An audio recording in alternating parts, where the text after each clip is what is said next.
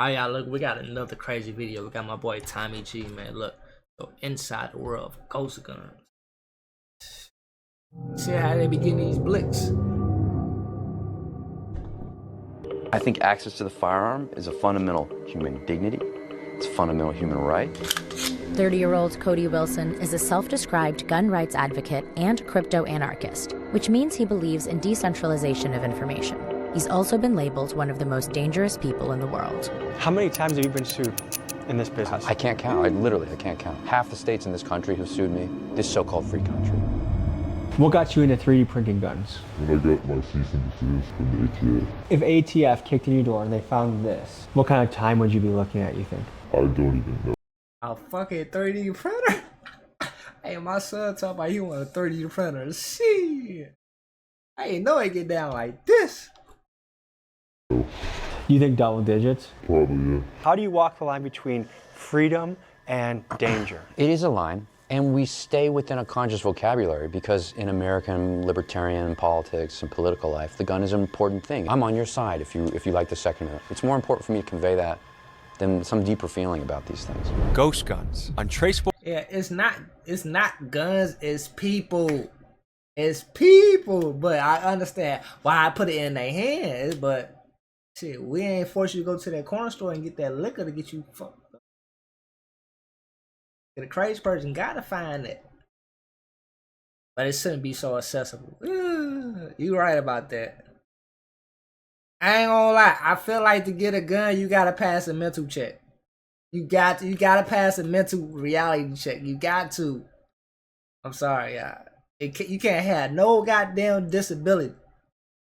Weapons, a threat to the system. And thanks to advancements in 3D printing, the power to create a gun has been democratized to anyone with a couple $1,000s. Now, is this a Second Amendment right that the Founding Fathers outlined for us in the Constitution, or is this a dangerous public safety nightmare that needs to be heavily regulated or altogether outlawed? Today, we take a deep dive into this world. We sit down with Cody Wilson, a controversial figure who invented and printed the first 3D gun, and he currently runs the biggest ghost gun company in the United States. We speak with Michael Carr. Is this nigga, hey, he making a million off this?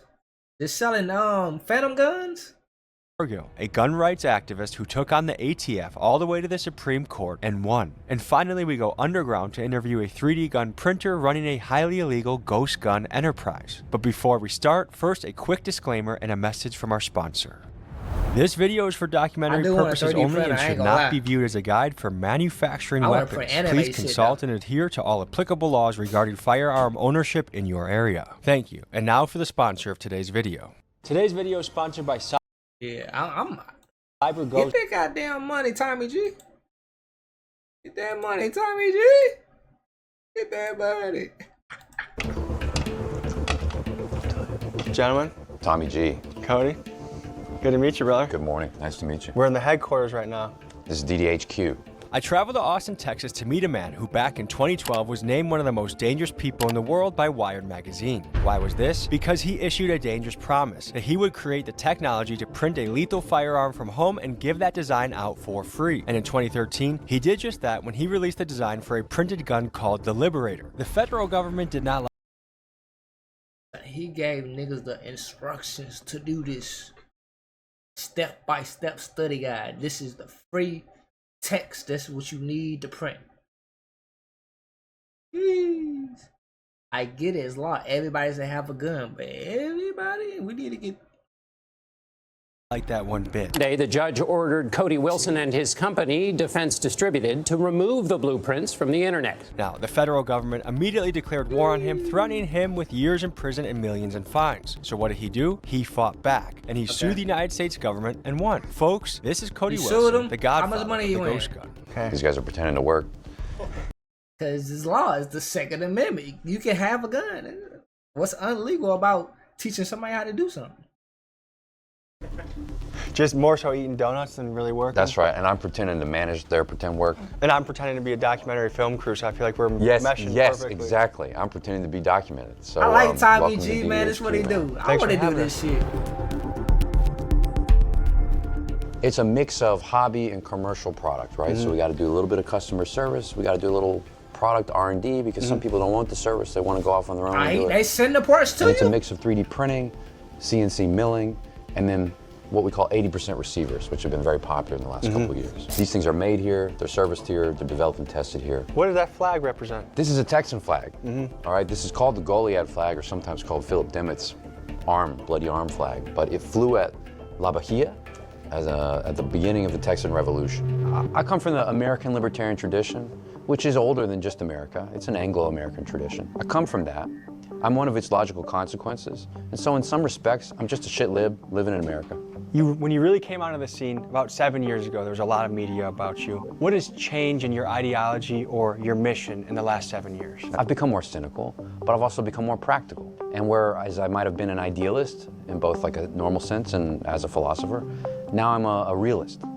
I believe that guns are real objects. And I believe that just because they're real objects, that doesn't mean we can understand them. And what we've demonstrated in this company alone has been that the more the law tries to attach to or understand these real objects, the more invisible and withdrawn they become from us. Like, I was just thinking on the drive here, what would our founding fathers think if they saw what is happening in our government right now, where so many of our politicians are bought, so many of our politicians are motivated by greed, so many of our politicians are making laws that make it harder for the business owners, the working class people to thrive in this country.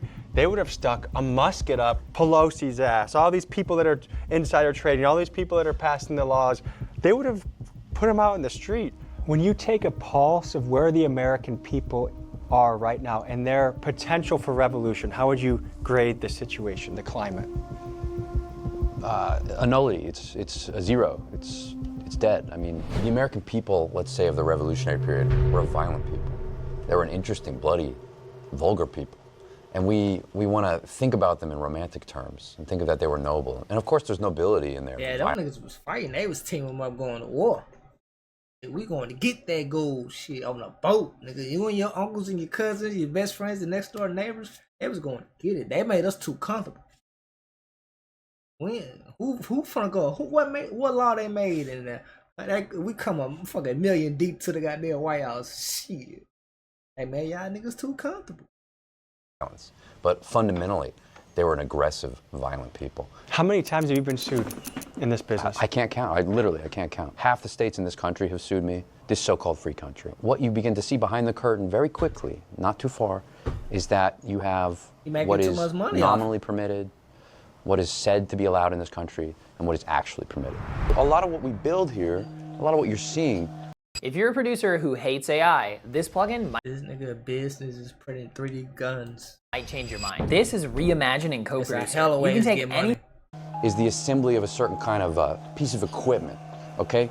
Because what we like to make for the user at home is a capacity to finish some of these gun parts. You give them the bones and the skeleton, but they breathe the life into the gun. That's very good. Sometimes they have to add a little to the skeleton, or let's say take a few things away because, you know, the diamond is in the rough, right? They got to move some of that rough around, and that's what this equipment is. Well, basically, you got to know what you're doing. You can't so it's not like Amazon, you pulling out a whole gun.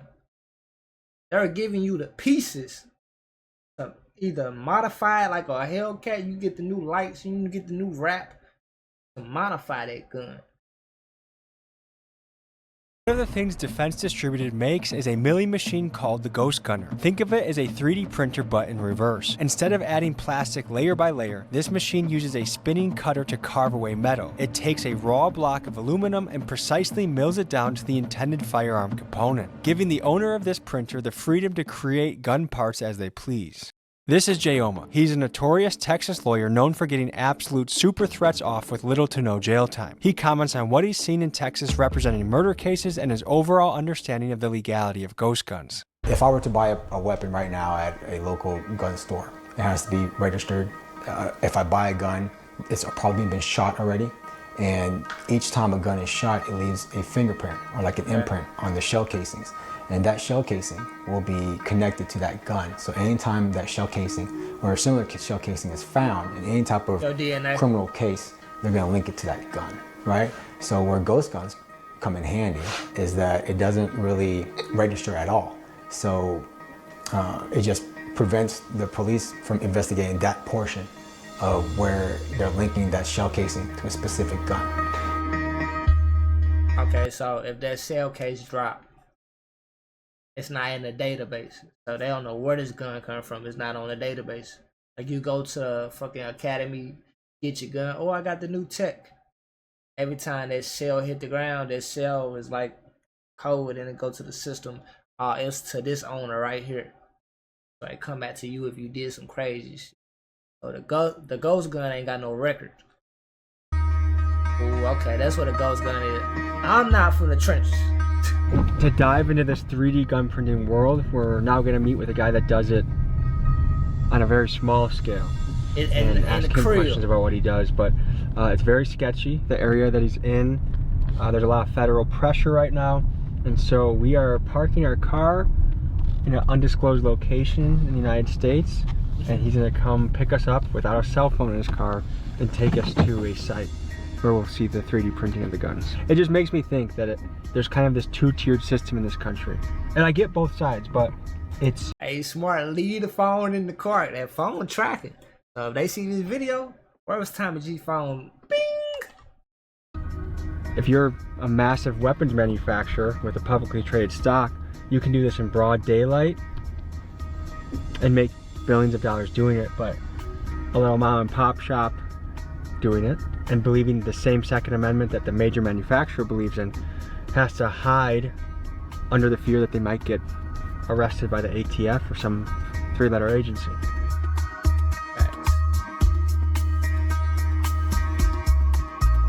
Hey, black market crazy. What are you in the business of? I heard it get wicked. Occasionally sell them. So you customize guns mostly in the 3D printing space? Yeah. I started out doing the P80s, but then once that whole craze with the, what I got banned, that's when I got into 3D printing. I also like stocked up on them. What got you into 3D printing guns? When I got my cease and desist from the ATF. That's when you started printing guns? Yeah, out of just pure like passion for guns. And what do they ask you to cease and desist from? So basically, if I buy firearms, they're allowed to come in my house anytime. Unannounced, except that I still have it. And are you able to say? Basically, cease and desist. If you go to a store, they get to come to the crib. Like, do you still got that gun? Vaguely, why that is? It ended up in the wrong hands. Okay. Getting across the border. And did it end in a casualty? It did, yeah. Okay, so this thing looks already to be like a substantial piece, and I'd flip that around. Oh, well, yeah. Okay. Okay, I can see that. Yeah, I'm a gun expert, by the way, guys. All right, this is an unfinished receiver. The big guys for the military, just like the little guys, traffic in this same object. But it's an unregulated object. Even though it looks like it's already well on its way to being something serious or something legal or regulated, it is not. When you say the military guys traffic this stuff, what do you mean? There's an economy of objects like this, both an above ground and an underground economy. This economy happens because the main large-scale prime contractor manufacturers, they need unfinished goods just like the rest of us. That's modern capitalism. So they might go to Eastern Europe or they might go to Taiwan and they would say, hey, you can contract manufacture this for me, import it into the United States, and you can do all this work to it, and it's still not a gun and it's still not really seen by the law yet until I, the manufacturer, touch it. And that keeps things cheap, but it also is like the thing that keeps this entire underground economy going, because these objects already existed, always existed outside the law, and now the at-home user wants them as much as the prime contract manufacturers. Talk to me about some of your favorite 3D printed guns on the table. It do look like a business, cause look, if you can order a gun at the out the crib, nigga, would you go to the store and buy one? If you can just make one? How much money would the gun market use? But how many guns will get into people's hands that don't need to be in people's hands? Cause people being greedy, they just selling that gun to anybody. So this one I actually just did last night. And that might look tough. So the whole thing is 3D printed? Yeah, so just that whole load. That might look tough. You just put together the parts kit. So you have to add the metal in yourself? Yeah, and then you have to get You gotta be smart to put a gun together. Get the tolerances just right. And a machine like that takes a whole day to do just this? Yeah, there are faster ones, but... Is it gonna melt when it shoots? Meant more for stronger materials, so it does take a bit longer. Do you want to see a ghost gun? Yeah.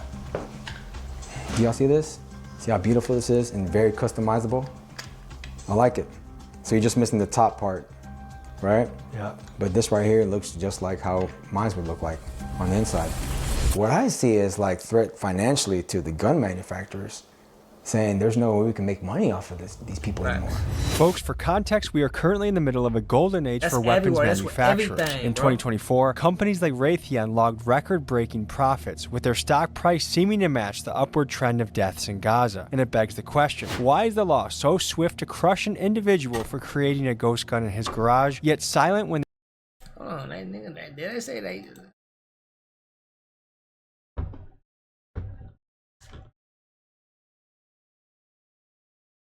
Robin Hood that shit. You know, fucking dummy. My shit that went down. Just or corporation.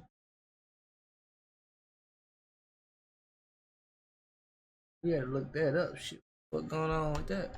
They say it went up since they've been at war. Context, we are currently in the middle of a golden age for weapons manufacturers. In 2024, companies like Raytheon logged record-breaking profits, with their stock price seeming to match the upward trend of deaths in Gaza. And it begs the question, why is the law so swift to crush an individual for creating a ghost gun in his garage, yet silent when there are arguably companies contributing to war crimes in places like Israel? And some say it feels like a two-tier justice system, where the individual gets a prison sentence while the corporate interests make annual profits in the billions. I look at ghost guns in a very similar way that I look at magic mushrooms, which is, part of me thinks everyone should have the right and access to use those things as they wish as a free American. But the other part of me is aware that these things are sacred and dangerous and have a lot of power, and you should be careful. So how do you walk the line between freedom and danger? It is a line. And we stay within a conscious vocabulary, because in American libertarian politics and political life, the gun is an important thing. It's a revered thing. There's a certain American civic religion about the firearm. And we try to honor that and keep that language so that people understand that we're friendlies. I'm on your side if you like the Second Amendment. I'm on your side, right? It's more important for me to convey that than some deeper feeling about these things. The gun is some kind of centerpiece. Yeah, I don't care. If you treat the gun like you go to the range, you pop this this bitch for at-home safety, you got this for the crib, you like to put the scope on it, add attachment, and you go to the range, cool, I love guns. You can carry that mug all day. When it gets to, you go off emotion and anger and you use this, nah. Of a psychodrama, of a legal drama, of the evolution of the change of our state, world states, the role of the individual in society. Everything is at stake it's on with the these person things. how they use and that I see gun, California, states not the gun, that it's would the person. nominally be free or nominally have some of this conversation with you, attempting things that I would not believe to be possible just 5 years ago. It's breathtaking to me, and it feels like a civil war to me. Walk us through what we're looking at right here. Yeah, all right, fine. This is the G80 system. I haven't been to the grocery store in months because this delivery service offers hundreds of high-quality, non-GMO groceries.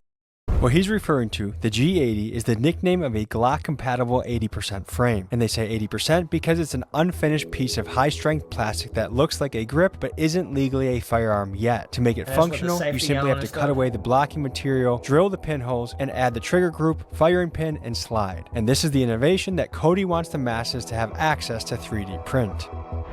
This is the brand new thing we're doing, which combines all the techniques and learning and everything we've synthesized over the past few years, okay? So it's a little bit of printing, it's a little bit of milling, right? You print this part at home, you mill this part at home, or finish it by hand with some fixtures.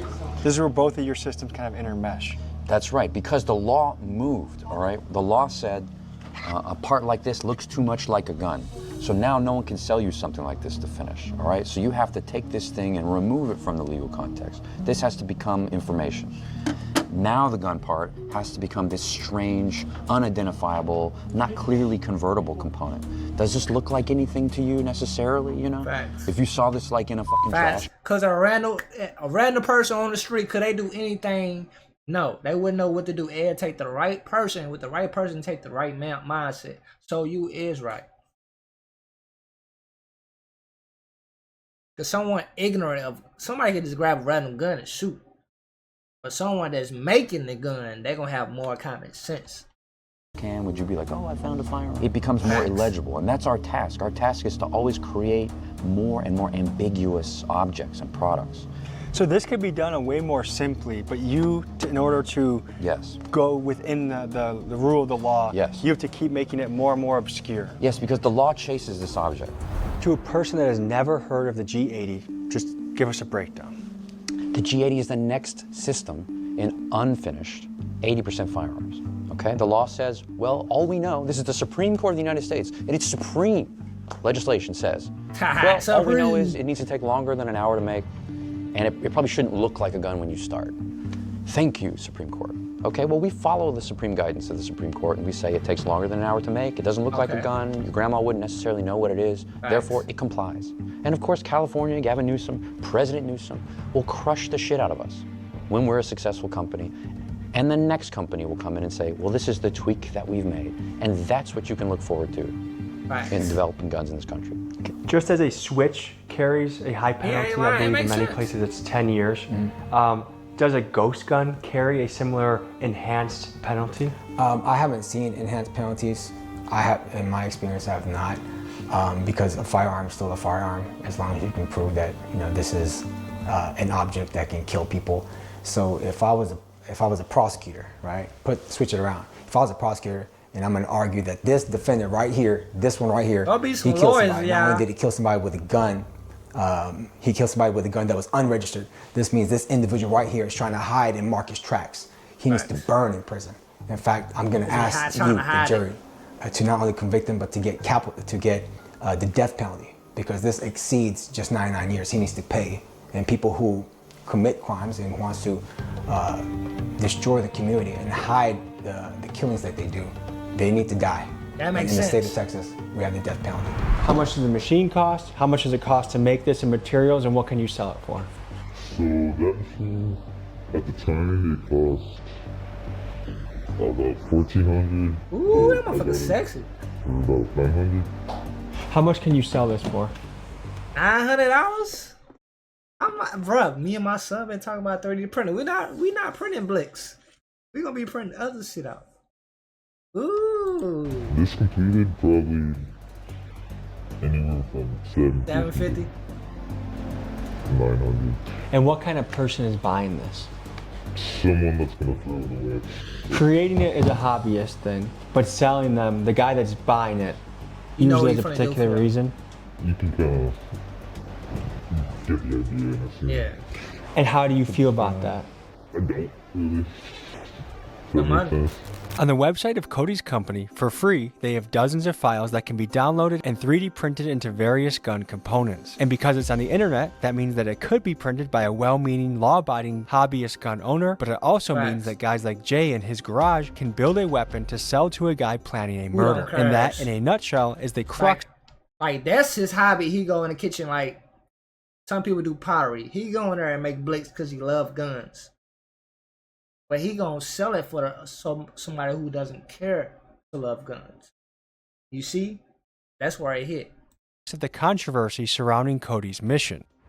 Okay, so this is interesting. So this is total downloads of just the digital product you guys have. For the month, yeah. For the month? I tell you where they downloaded it at. Dude, we run the biggest file sharing site in the world on guns. And of these almost 300,000 downloads, how many of them you think come to fruition with a real operable firearm? Very few. And this map you're seeing here has gone one step further, and it says the files for these things cannot be left to be downloaded unrestricted to California or to people in Washington. So is your site blocked in California? Yes. Similar to how Pornhub is blocked in Texas. It's the same thing. People in the last few years have seen, oh, what the f***, I gotta use an ID to use a porn site? It's the same thing now with other forms of information, not just porn. Now gun files are going to be restricted in different states in different ways on the internet. The internet itself is breaking up. Your company was among the first to have particular digital download, or the antecedent of what today is the ghost gun download. I don't know if I'm hitting that right, but can you... No, it's interesting to see how you were talking about it, yeah. And actually that's really smart, because how it was talked about in 2013 was, this is the first 3D printed gun. Well, what was the real innovation? I think it was the first 3D file for a 3D printable gun. It was the first gun you could go download. It was the first gun you could think of, hey, where do I get that gun? Oh yeah, I go online to get that gun. I'm gonna pull this out for you. This is actually the first 3D printed gun. This doesn't get a lot of love these days, but it's the Liberator.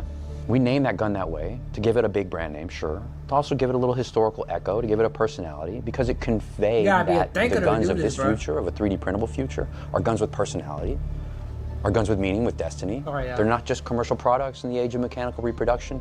Now they're strange spiritual products in the age of digital reproduction.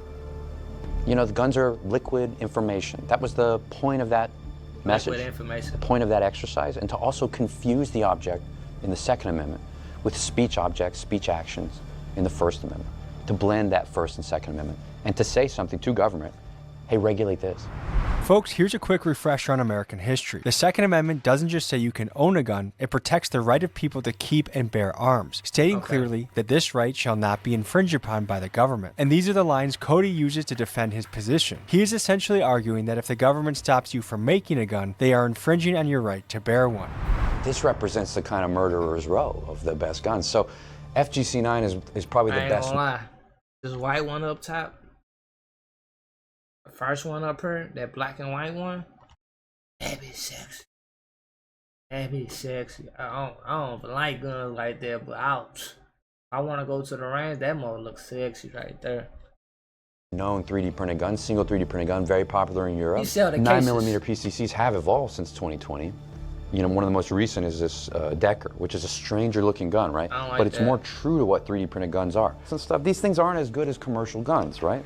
But there's something kind of amazing about the fact that you can 3D print a real magazine for real bullets. This is entirely printed with a spring. All right, this is the Urtal. This was designed by a developer in Brazil.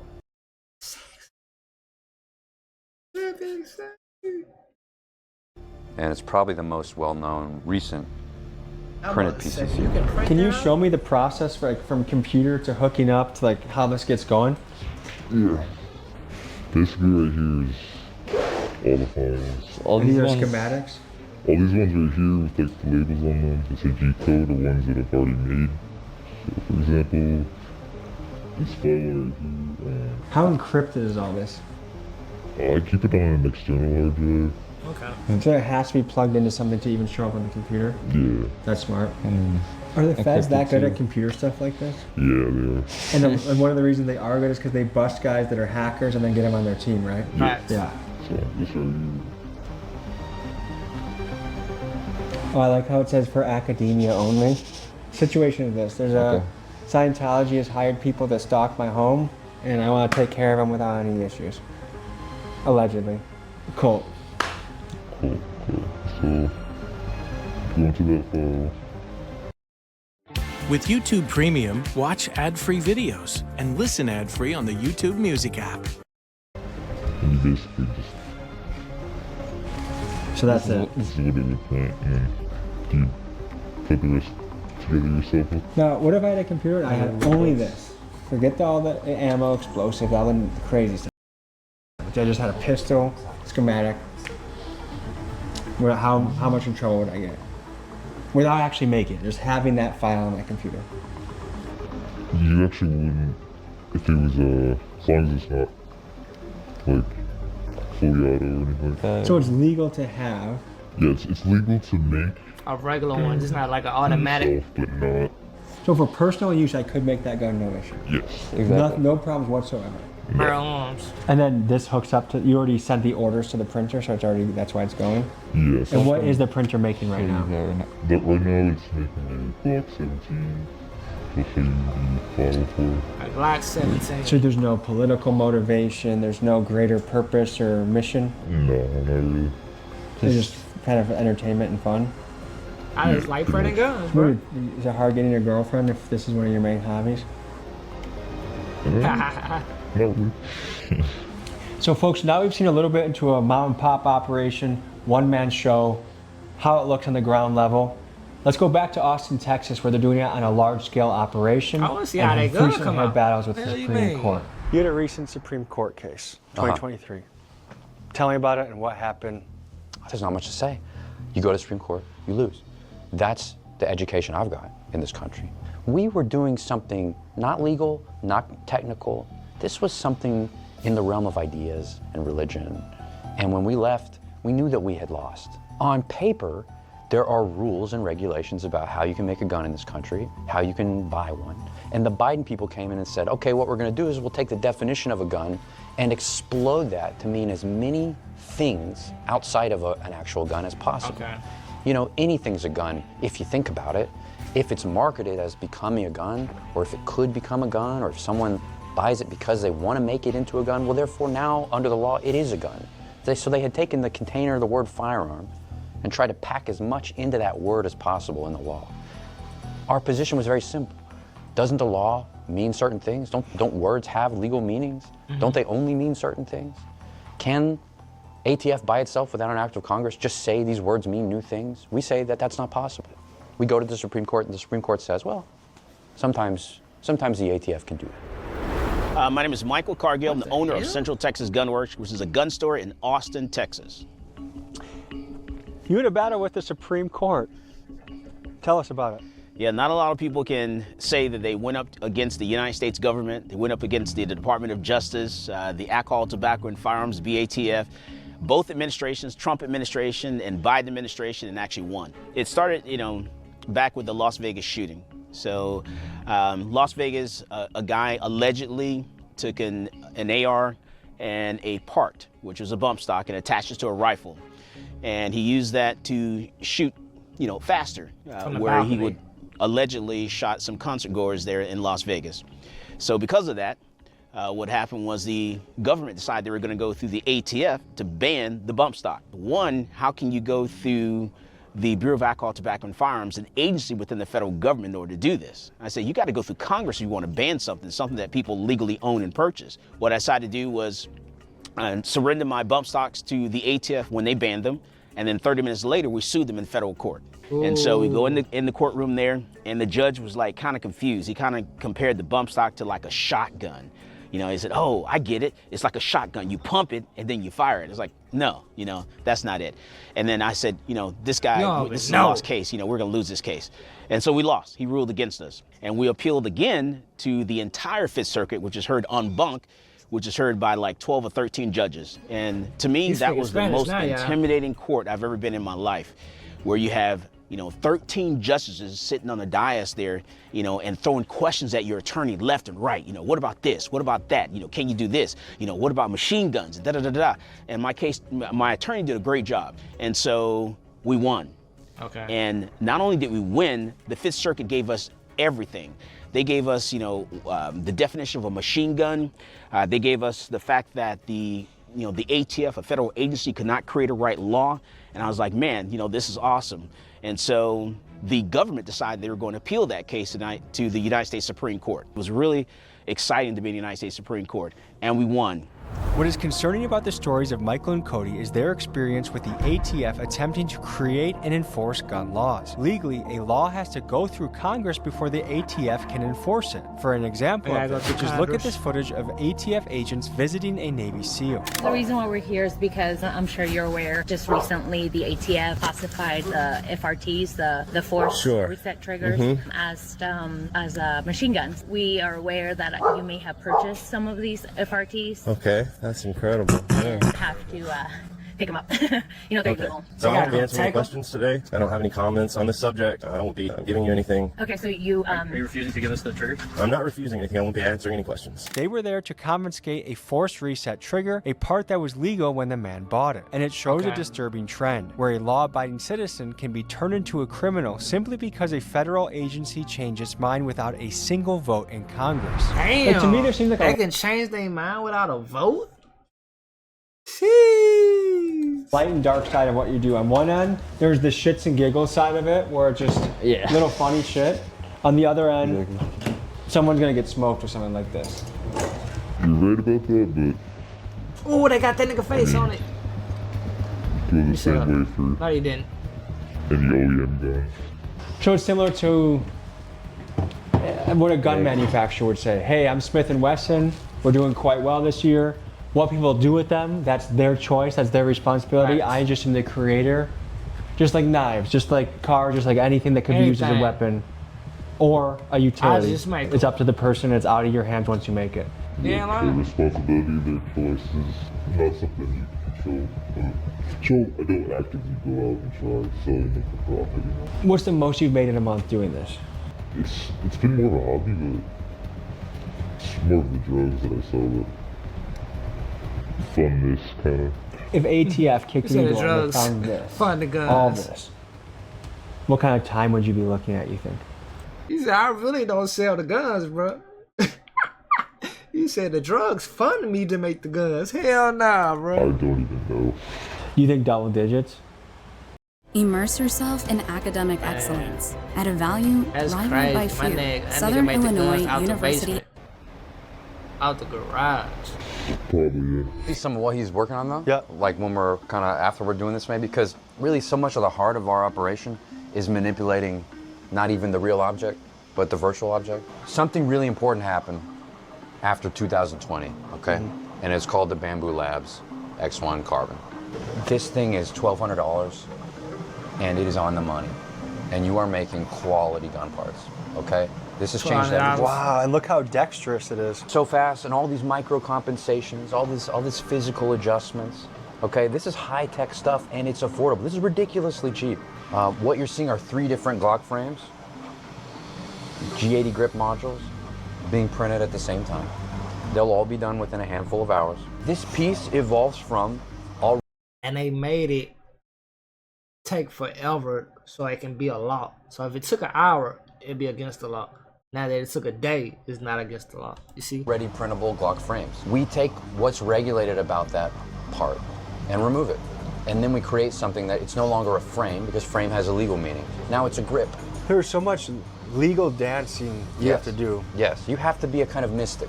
You have to be a wizard. You have to be a nerd. You have to be a lot of things. And among other things, you have to think like a criminal. You have to break the law in your mind first to know where the right design parameters are. Facts. You know, oh, if I make it this way, the law doesn't even see it. It's invisible to the law. Right. You know, that's the design choice. That's why it's made this way. So that the law truly is seeing ghosts, right? Looking for ghosts. That's why they call them ghost guns. I think we need more people in America like Cody Wilson. People that are idealists, people that are almost on a religious crusade for the people, by the people, against the government. Yeah. The state has gotten so overwhelmingly powerful that to have a voice that's willing to experience lawsuits across many states, or federal lawsuits, or bankruptcy, or even prison, I just admire someone's commitment to the cause. And I do feel like there's a rattling, especially amongst the younger people in this country, that we're so disenchanted, disenfranchised, that we are being energized into movement against the state. And I, as a proud American, appreciate that. Second Amendment, big thing in America. Do you believe that you should have the right to make your own guns at will? Yes, I do believe that. Can you speak about your overall... Man, I love right now to print an AR right now out of goddamn 3D printer and take it to the range. I wonder if I can do that, because they say, nah, we're going to watch this video one more time and learn. You can make it, because it's illegal, but I don't know. Philosophy about guns, about the Second Amendment, about the American right. The reason I got into this business in the first place is because I wanted to make sure that everyone in my family had the tools needed to protect themselves. I wanted to make sure they had a gun. I wanted to make sure my family were proficient with firearms. You know, I wanted to make sure they knew what the law was and how to react when stopped by law enforcement. So that's why, you know, I got into the gun industry. And so my grandmother at 70 years old decided she was going to, you know, go back to college and get a college degree at 70. Damn. And so she went back to college because she wanted to become a nurse.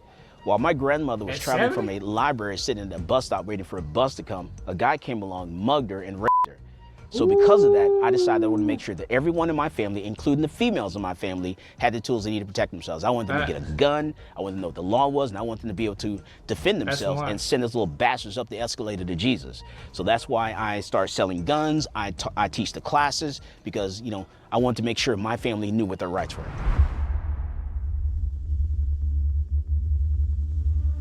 Who this smooth ass dude? With an A launcher.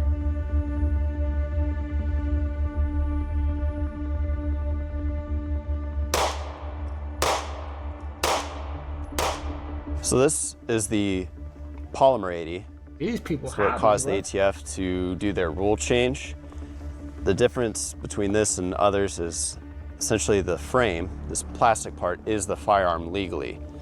The serial number, if it had one, would go there, but because we did it ourselves, we were not required under federal law or state law to put a serial number. So this is a ghost gun. The frame is no longer a frame, legally speaking. It's no longer the firearm. This component is 3D printed, and the frame lives tucked within the gun. You can't tell it, but it emerges in parts. The gun hides within the presence of a gun. What you see is not the gun, it's what's inside, and that makes all the difference in the law. This is the G80. So what's inside?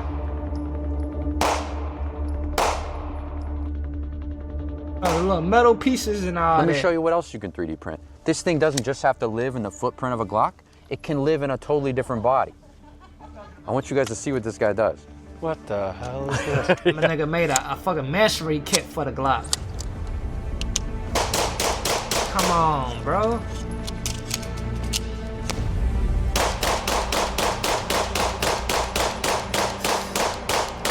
So what you're looking at is that same G80, but we now have a 3D printed, what we call the PDW. The idea is something between a handgun and a full-size fighting rifle, somebody like a tank crewman or somebody in a rear area might have. Civilians have an interest in this because, as you see, I have a spare magazine that I can stow on the gun. So say like I'm church security, this fits in a normal backpack, and if somebody shows up with a rifle, I have something that gives me a third point of contact, and I can engage that threat a little better with a little more precision than I would from a two-point of contact handgun. So it's just a different form factor. It's one of many innovations we expect to see with the G80 product line.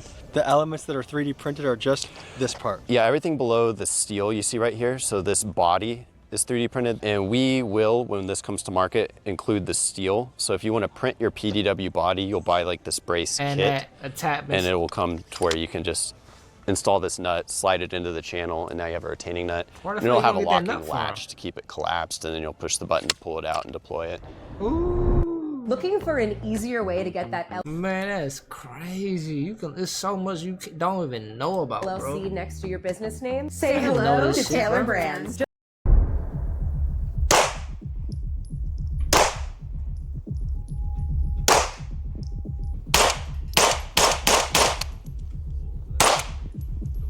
Yeah, get you I have a up out of line there. in my head where you see someone with that and you're like, holy shit, it's Jason Bourne. Yeah.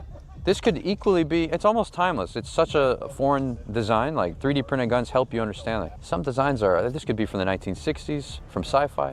This could be from 20 years in the future. I mean, where is this gun from? So you do have a great pessimism about your life work right now. You think it's gonna end by getting crushed by the government. No, it's just, you have to assume. You just have to assume. All right, these forces are too big. This government is too large. It is too impersonal. He probably investing this money in something else. The law or these little ideas that you have, it's almost all accidental.